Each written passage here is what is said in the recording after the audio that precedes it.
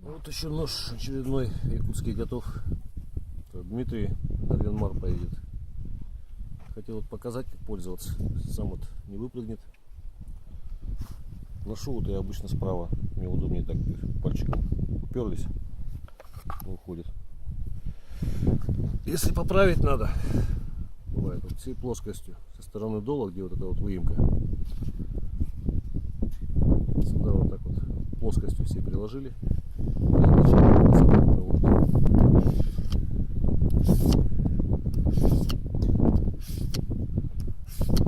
В любой момент можно поправить. А со стороны линзы, вот где ямки нет, это вот об кожу. То есть на обратную сторону перевернули, здесь вот железка.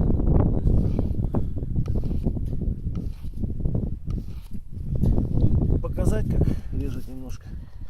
А что еще хотел сказать? Вот этот подвес, он надо следить, чтобы не пересыхал.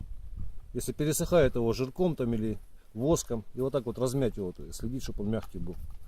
Иначе он рассохнуться может и лопнуть. Ну, тогда там любой ремешок можно сюда, тут отверстие есть, в принципе.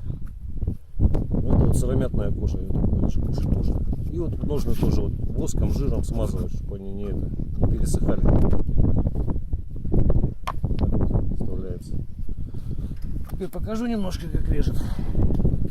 Рог лося. Кости, конечно, им лучше так вот не резать специально.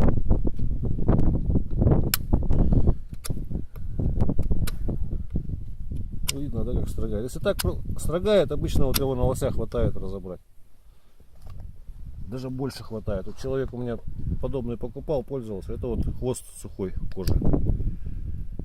Вот он пользовался им как обычным ножом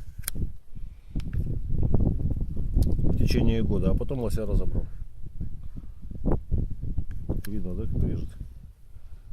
Деревяшку еще покажу, как срезать. Срез ровно.